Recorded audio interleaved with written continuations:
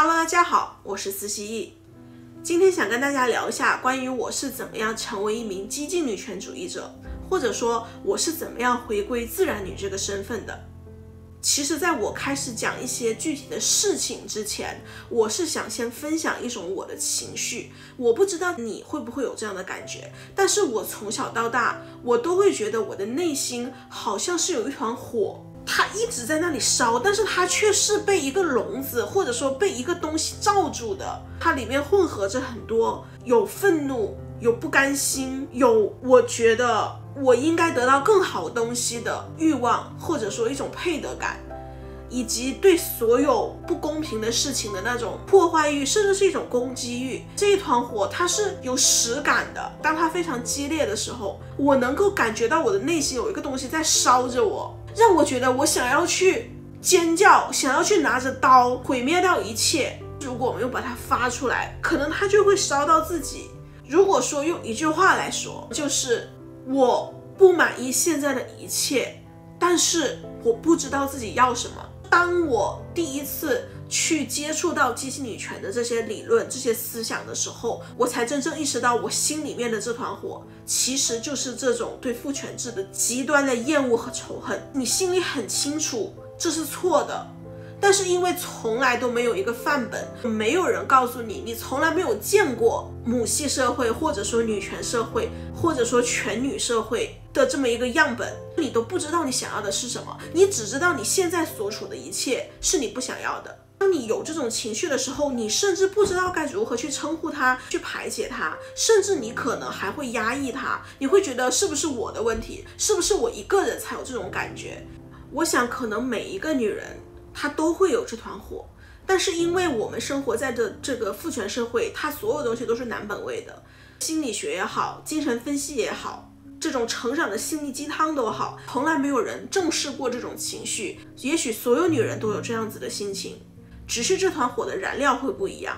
比如一个女孩，她可能生长的家庭是重男轻女的，她每一次看到她的弟弟受到优待，拿到财富，高考的时候她的分数线比男孩高，职场上她升职的几率比男孩低，听到亲戚或者甚至无关紧要的人去问她，你为什么不结婚，你为什么不谈恋爱，他内心的这团火就会燃得更高。是什么样的事情让我的内心的这团火一下子燃起来，去冲破这种牢笼，去冲破这种压抑？其实就是两件事情。这个是我上一个视频其实有聊过，就是2020年封城的时候，当时我不得不去跳出我的舒适圈，去关注政治上的东西，因为我需要知道疫情的真实发展是怎么样。然后当我看这些新闻，有一件事情就是江山娇，简单来说就是当时中国他想要做一个类似二次元动漫之类的形象，让更多的年轻的人去接受中国 CCP 的这种价值观。他们当时就创造出了一个动漫的形象，叫做江山娇。它其实是一个很主旋律的形象，但是在网友的二创中，江山娇成了一个我们日常中随处可见的女孩，甚至这个江山娇就是我们自己。因为网友们他们借江山娇的说出了很多一直以来中国女性的困境，他们就会问很多很多的问题，比如说江山娇，你来月经吗？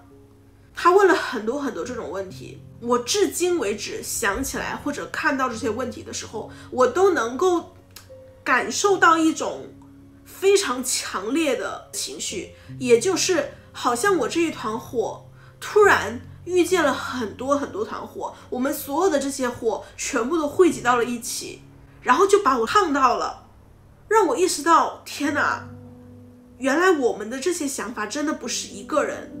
你想解决这种困境，首先你先要做的是看到这种困境。如果你只看到，你不去行动，不去解决，这可能确实是一种哭丧。但是你看到了，你说出来了，然后你再去行动，再去解决，这就是你生命发生重大改变的一个契机。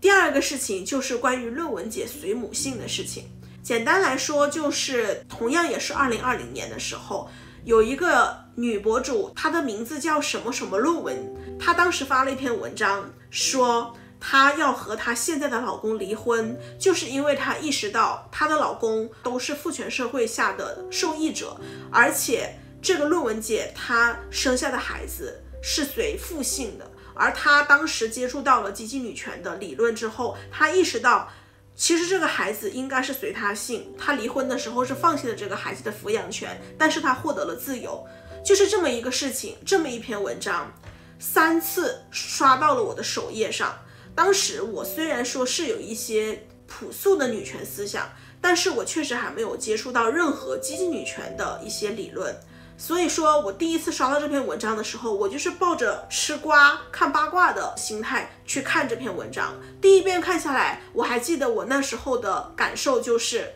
随谁姓不重要啊，想跟谁姓跟谁姓呗，夫妻2人商量，这是我第一次的想法。我当时看着评论底下可能在吵架，我也没有仔细看，我可能就把这篇文章刷过去了。结果没过多久，这篇文章又一次转到了我的首页上，我就第2次认真的去看了一遍这篇文章。原来好像我以前确实没有想过随母姓是很重要的事情。为什么女人生的孩子要随父姓呢？这个所谓的理所应当，或者说约定俗成，它真的是正确的吗？即使我以前也知道，可能所谓的这种男人想要亲子确定性，想要通过孩子的这种惯性权去获得对孩子的权利，从而给妻子以及给这个孩子更多的生存资源以及情绪价值，我知道是这个。但是我就从第2次看那篇文章之后，我就在想，那男人所谓的他给的这些生存资源跟情绪价值，真的值得让女人生的孩子给他吗？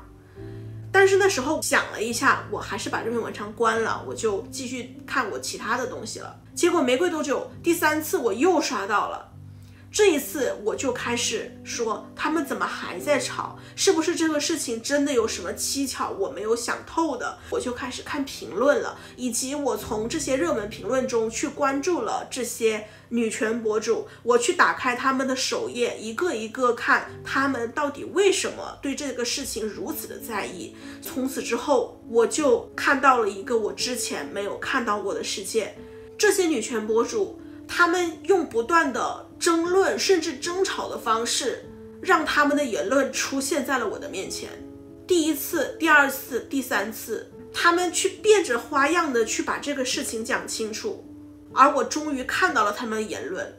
我听到了他们最远处的呼唤，我才意识到了，原来我生活的这个社会是有很多很多个谎言所组成的。原来我还是在我不知情的情况下吃了很多亏，原来我一直自认为自己还算是聪明，还算是成功，但我还是上当受骗了，我还是被这些父权的谎言所蒙蔽了。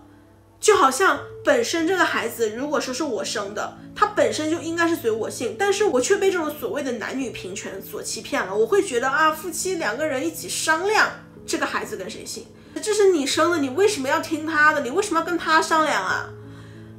但是就现在我说起来这么简单的事情，我却之前一直从来都没有想通过，直到有一天这些女权博主他们的争论甚至争吵吵到我的面前了，我看了第3次我才明白是怎么回事。我现在想想就真的很荒谬。总之从这2件事情之后，我就开始去接触到了激进女权的言论，我就开始关注了很多很多个女权博主，花了很多时间去看他们说了什么，去仔细的想，原来一件事情还有另外一个角度，而这个角度就是我一直欠缺的。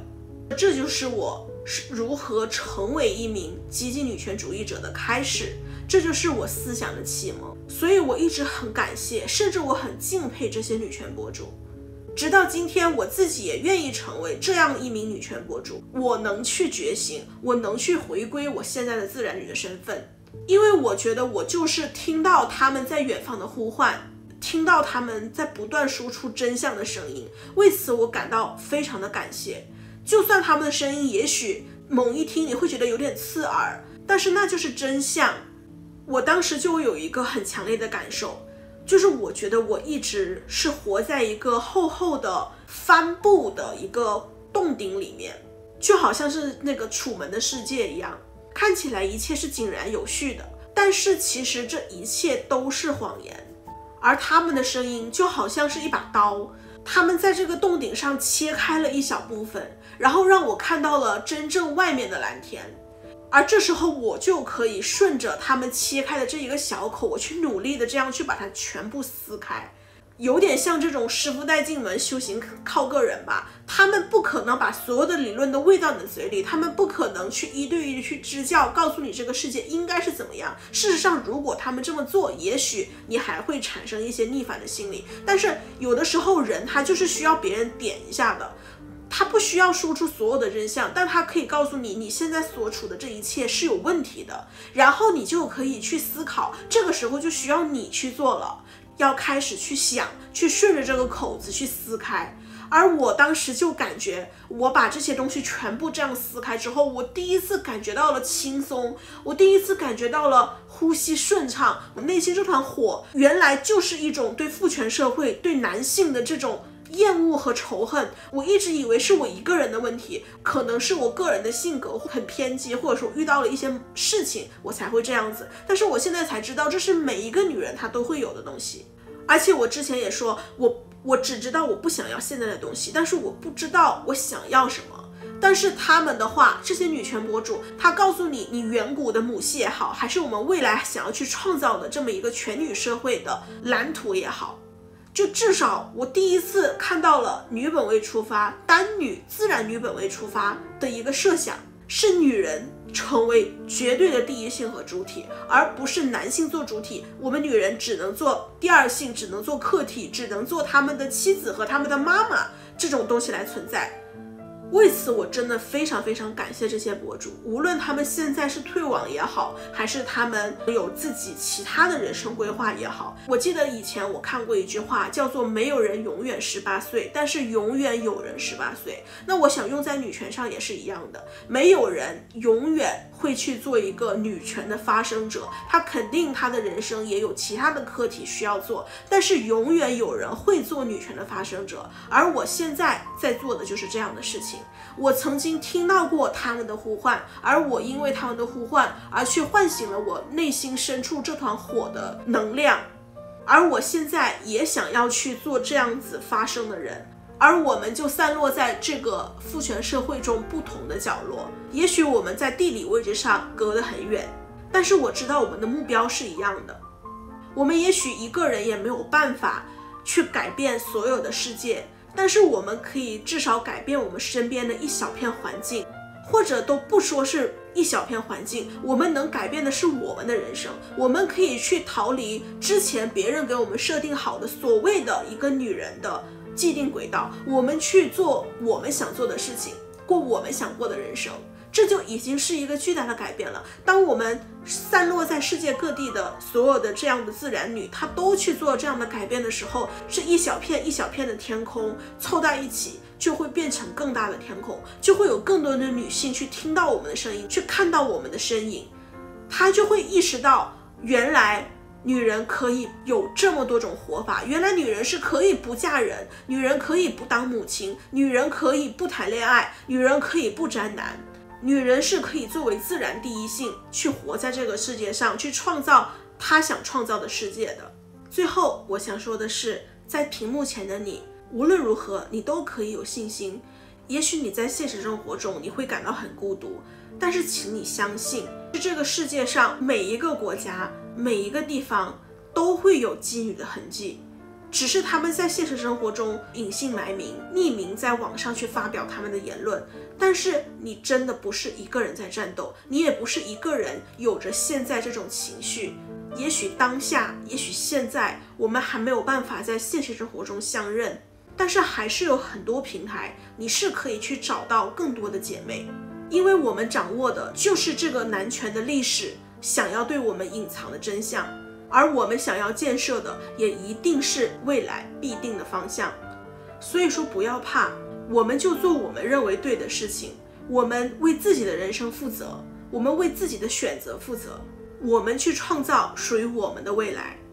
我们现在还是散落在天涯的星星之火，但是我始终相信星星之火终将燎原。那今天的分享就到这里，如果你喜欢我的视频，记得给我点赞，拜拜。